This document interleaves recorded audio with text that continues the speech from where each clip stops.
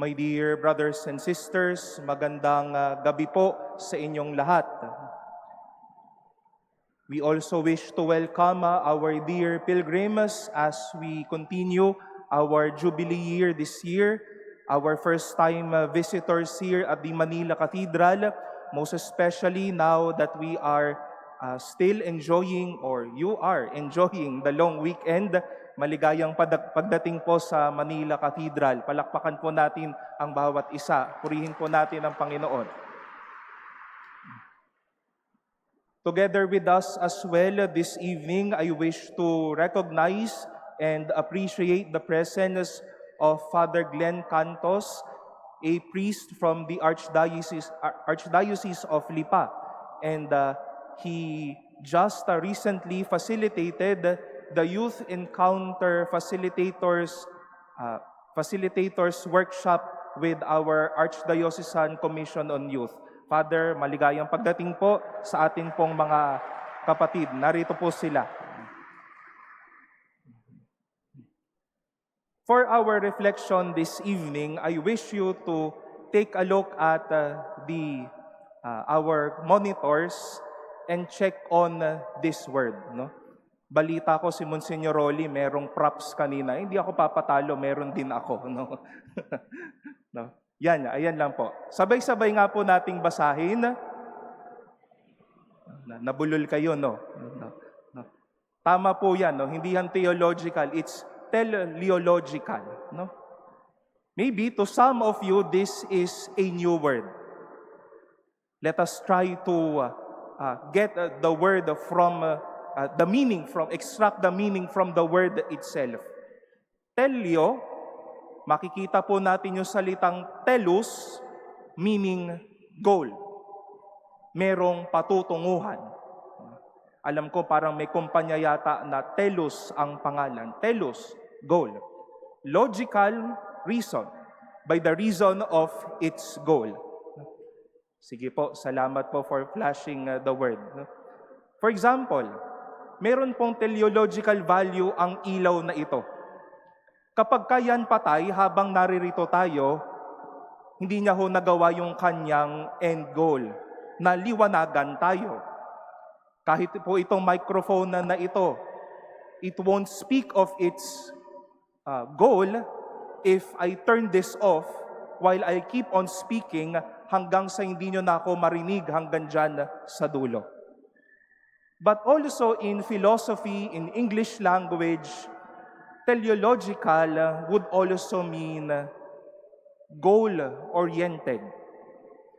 And it is a hope that every person is goal-oriented. Ngayong pong hapong ito, ang goal po natin ay makasimba ng alas 6 dito sa Manila Cathedral.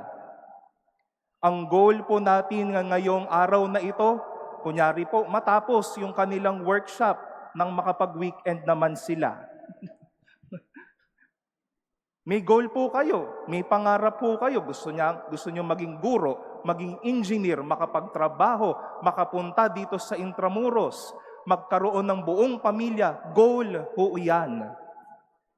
But more than naming our goal, more than being firm or clear with our goal, it is also important or doubly important for us to get to that goal, to the process of going to that goal. Para magkaroon o makagraduate, mag-aaral mabuti, no? Babawas-bawasan ang masyadong marangyang buhay o masyadong malayang buhay para makagraduate. Para makaabot dito ng alas 6, no, kikilos ng maaga, so on and so forth. Aalamin natin anong sasakyan. No, alam ko po marahil madami sa inyo binaha pa papunta dito. Part po yan ng ating process towards the goal. And sometimes the process entails heavy things. Process would sometimes entail things that might not be accordingly part of our hearts. Masakit, makirot, mabigat, paulit-ulit na lamang. We've heard a while ago that someone asked Jesus, Lord, will only a few people be saved? Hindi po siya sinagot ni Jesus na alam mo, ang maliligtas lang ako at ang aking mga alagad o ako at ang aking mahal na ina. Hindi po. But Jesus answered this man, strive to enter through the narrow gate. For many will attempt to enter, but will not be strong enough to go through.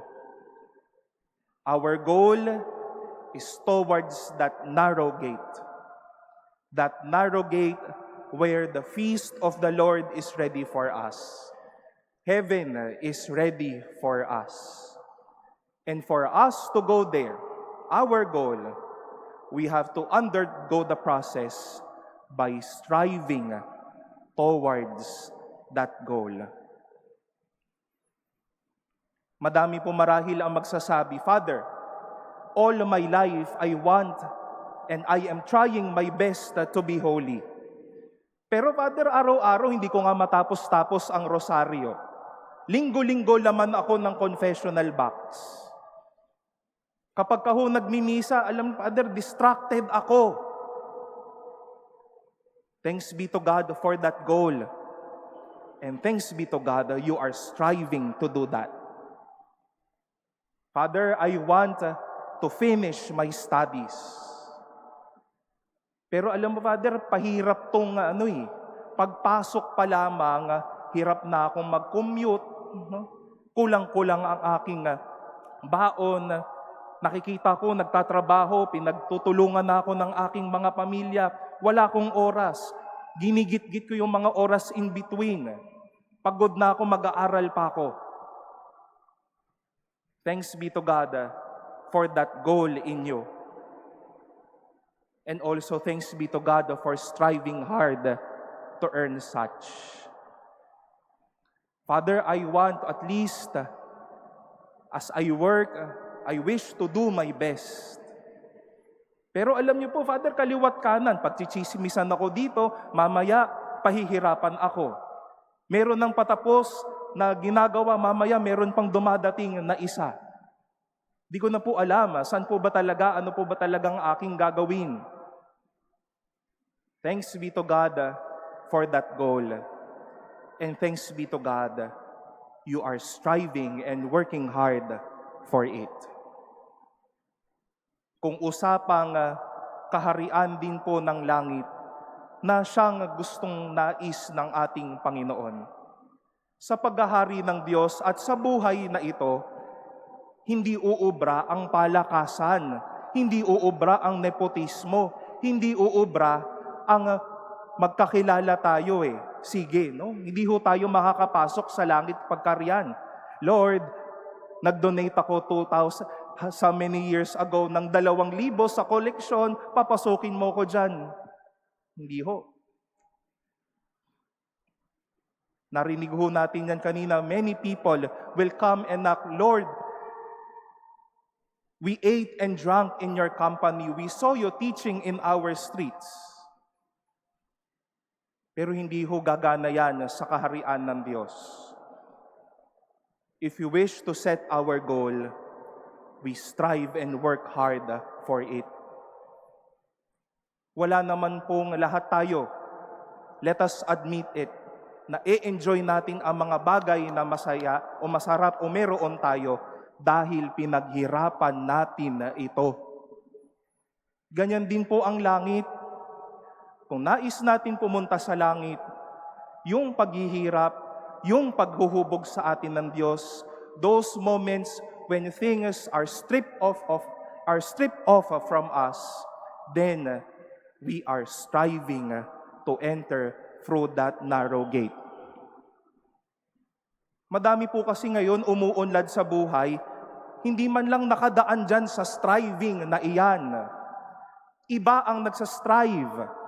Iba ang naghihirap. Madaming lumuluwag ang buhay. Easy money. Hindi ho ba sumasama ang loob natin doon?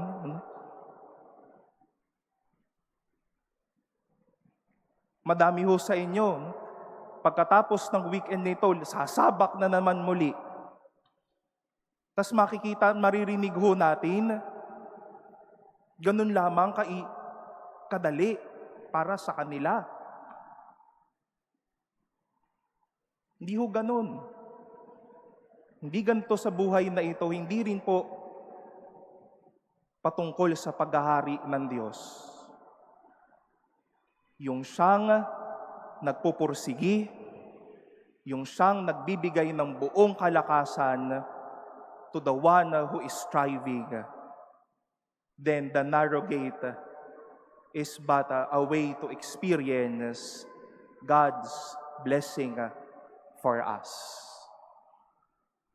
Thank God for that goal. And thank God you are striving towards that goal. Huwag po tayo panghinaan ng kalooban kapag tila nasasaktan tayo, kapag tila hinuhubog tayo, kapag tila sinusubok tayo. Such is the discipline that the letter to the Hebrews would like to invite us all. A discipline that would not harm us, but a discipline of a father to his children. Pagpapalakas ng loob, paghuhubog sa atin para makapasok tayo sa kaharian ng langit. Strive, persevere, work hard. Huwag po nating maliitin yung mga madaming pagsusubok na ito. Malayo-layo ang kahahantungan ng mga bagay na ito. Hindi lang sa mga bagay na ating tinutuon, kundi sa langit na pangako ng Diyos para sa atin.